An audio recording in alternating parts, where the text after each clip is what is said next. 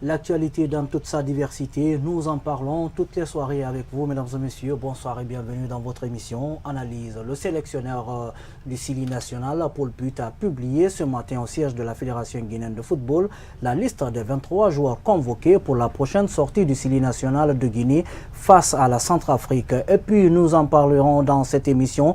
Quelle est la situation de défense du droit des consommateurs en Guinée? L'état des lieux, c'est dans cette émission. Voilà les thèmes au menu. Nous revenons juste après la transition.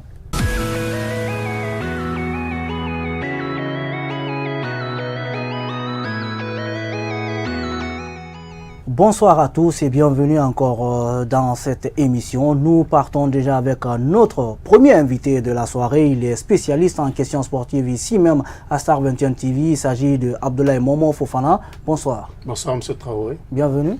Merci. Voilà, déjà, disons, le serment a été dit ce matin.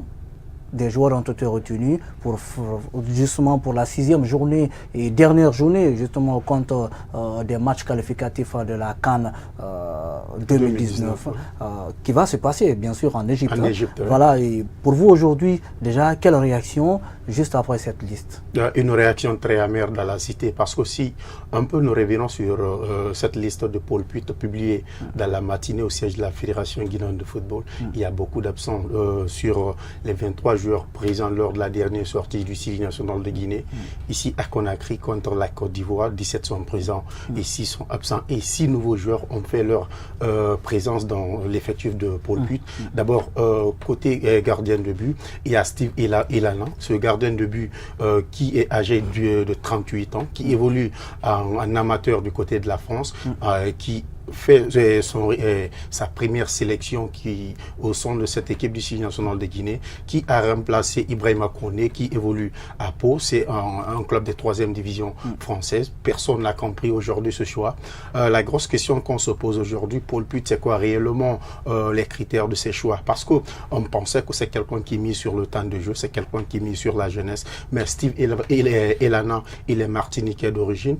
Il est âgé de 38 ans, contrairement à Ibrahima Koné qui est âgé de 27 ans. On pensait peut-être donner la chance à ce jeune gardien qui a peut-être l'avenir avec cette équipe du Sili national de Guinée. Mais contrairement à Paul Put, il a préféré Steve Elana à la place de Ibrahima Koné. Au-delà de Steve, qui d'autre est venu? Si déjà 17, c'est déjà beaucoup sur 23. Finalement, est-ce que vous ne pensez pas que c'est trop dire qu'il y a beaucoup d'absences? Beaucoup d'absences, je le dirais. Et également, le métronome de cette équipe, la star du Sili national de Guinée, Nabi Keita Adeko. Mais pour lui, c'est compréhensible parce que Nabi, même hier en Ligue des Champions, il était absent avec son club. Oui, mais il souffre quand même de blessures musculaires. De blessures musculaires. Il était absent. Donc, pour la non-sélection de Nabi Keita, c'est compréhensible. Mais si nous prenons des joueurs comme Ibrahima Souri Sanko, depuis 2019, c'est le joueur guinéen qui est plus actif. Il est régulièrement présent avec son club de Saint-Tron, mais il n'est pas convoqué en sélection. On assiste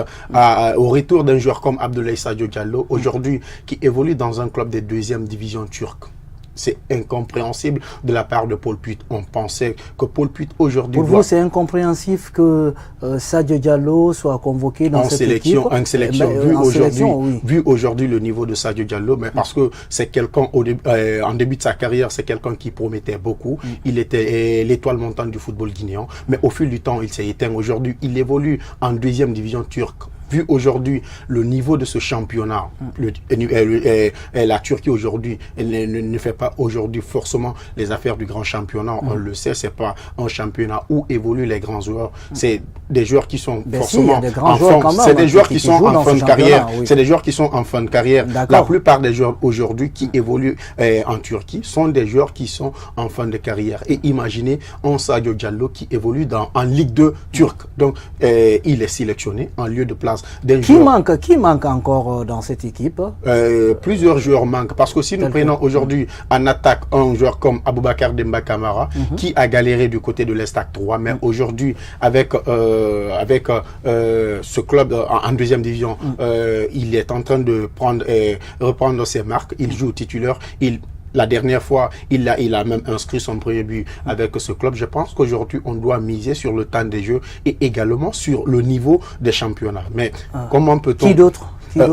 Plusieurs joueurs, mais la très bonne nouvelle pour le championnat guinéen, c'est la sélection pour la première fois. Depuis que Paul Put est à la tête du Sili national de Guinée, pour sa toute première fois, il a sélectionné 2 joueurs évoluant dans notre championnat. 2 joueurs du Orea AC.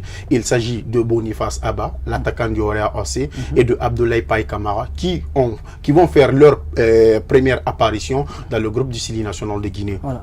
Alors aujourd'hui déjà, disons, il y a des joueurs qui sont retenus, d'autres ne sont pas venus. Mais alors, qu'est-ce que vous répondez via nos réseaux sociaux qui disent justement que c'est de permettre à ces autres qui ont déjà finalement obtenu déjà le ticket pour la Coupe d'Afrique des Nations de se reposer? Vous aviez parfaitement raison, mais contrairement à ça, vous savez, c'est vrai que la Guinée est déjà qualifiée. C'est une première après plusieurs années que la Guinée se qualifie à deux journées de la fin des éliminatoires. Avant le match contre la Côte d'Ivoire, le Sili avait son ticket en main. Mais aujourd'hui, il y a l'indice FIFA. Vous savez, ce match rentre dans l'indice FIFA. Quand la Guinée remporte ce match, ça peut permettre à la Guinée de grappiller des points afin de remonter au classement.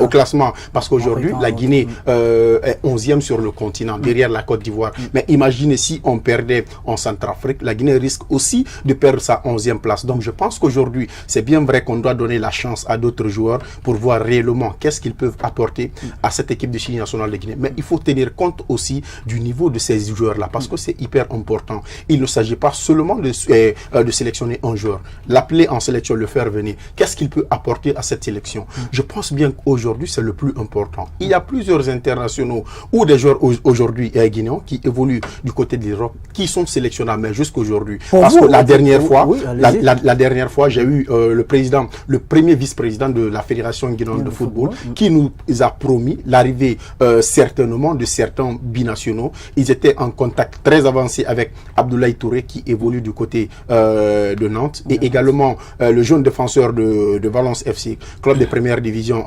espagnole, Mokhtar Diarabi. Et récemment, ils étaient avec Serhou Guirassy. Mais contrairement à la liste de Paul Put, aucun de ces joueurs-là peut-être que les démarches ne sont pas encore terminées quand même. Alors on va toujours parler de cette formation du Sili national. Pour vous aujourd'hui, est-ce qu'on va s'attendre à un 11 de départ face à la Centrafrique, un 11 de départ composé seulement que de nouveaux joueurs? Pas forcément, on ne peut pas assister à un 11 de départ composé exclusivement des joueurs qui viennent d'arriver en sélection, parce qu'il y a des joueurs aujourd'hui au sein de cette sélection qui ont pris leur marque, qu'on ne peut pas... Tu prends un joueur aujourd'hui dans les buts comme Ali Keita, le gardien de Sarsund, forcément aujourd'hui c'est le meilleur gardien guinéen. En tout cas, il a prouvé depuis ces deux sélections.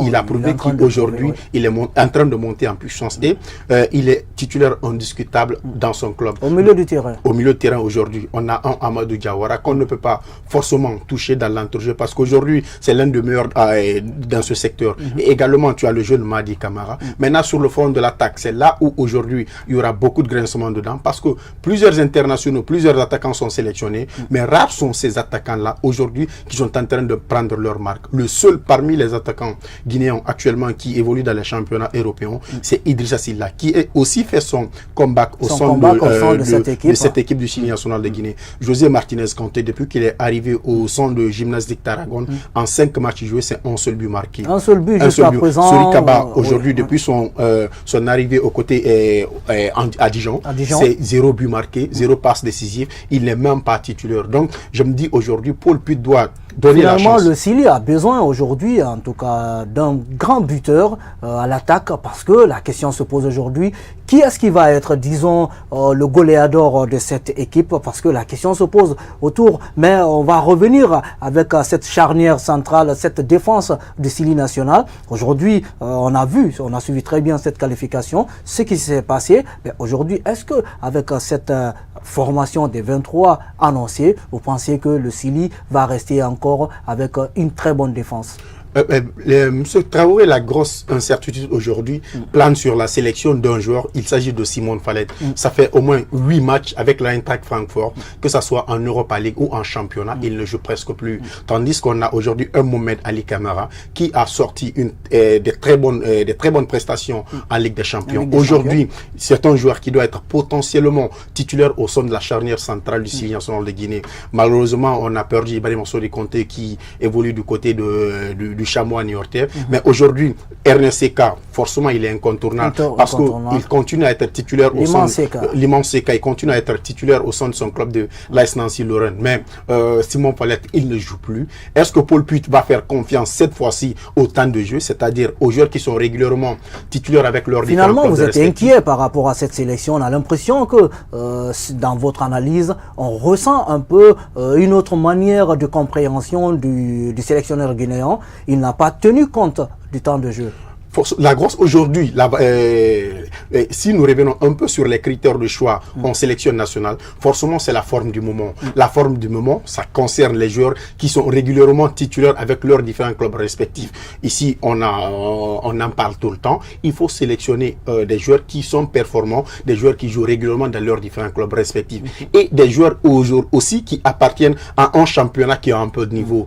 Aller chercher un joueur qui évolue dans un championnat de niveau inférieur, tandis qu'il y avait un autre joueur qui évolue dans un championnat de catégorie supérieure et qui est titulaire, c'est incompréhensible. Donc je me demande aujourd'hui, c'est quoi réellement les critères de choix de Paul Puit, parce que ça fait peur.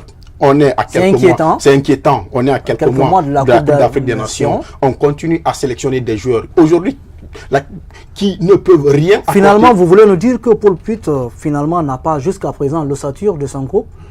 Bon, je ne dirais pas ça, parce que si je sais quelque chose... S'il y a toujours des arrivées, des départs, des arrivées, des départs, des joueurs qui ne sont pas retenus, des joueurs qui sont retenus, des nouveaux qui arrivent, qui sont imposés dans l'équipe, finalement, à quoi allons-nous nous attendre avec cette compétition africaine? Bon, ça n'a rien à voir avec un chamboulement. Cette fois-ci, il a voulu donner la chance à d'autres internationaux, à d'autres joueurs guinéens, de faire leur preuve, de voir réellement qu'est-ce qu'ils peuvent apporter. Mais, sauf que ces joueurs qui ont été sélectionnés appartiennent à des catégories inférieures. Et la plupart de ces joueurs-là... Un joueur qui joue en CFA, un gardien de but qui en amateur. Et également, tu vois, un joueur qui évolue en deuxième division turque. Qu'est-ce qu'un joueur comme ça peut apporter à une sélection nationale? Si la question reste posée quand même. Attendons le match contre cette équipe pour se déterminer. Qu'est-ce qui me pousse aujourd'hui à réagir comme ça? Parce que j'ai la chance de suivre aujourd'hui de près tous ces joueurs guinéens qui évoluent dans les championnats européens. Oui, c'est important parce que vous le faites chaque lundi,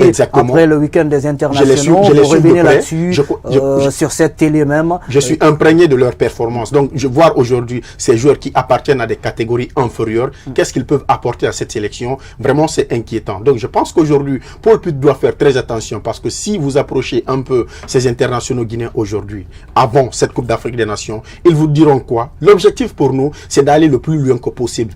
Aller en finale. Pourquoi ne pas remporter cette première Coupe d'Afrique des Nations pour la Guinée? Mais si on continue à faire venir des joueurs qui n'ont pas forcément des temps de jeu, qui appartiennent à des catégories inférieures, donc c'est inquiétant. Et même des catégories amateurs. Abdoulaye Momo Fofana, merci d'être passé sur ce plateau. C'est moi qui vous remercie. Voilà, mesdames et messieurs, nous marquons déjà la première pause. Juste après, on se retrouve pour continuer le débat. Pendant ce temps, nous partons avec la page publicitaire.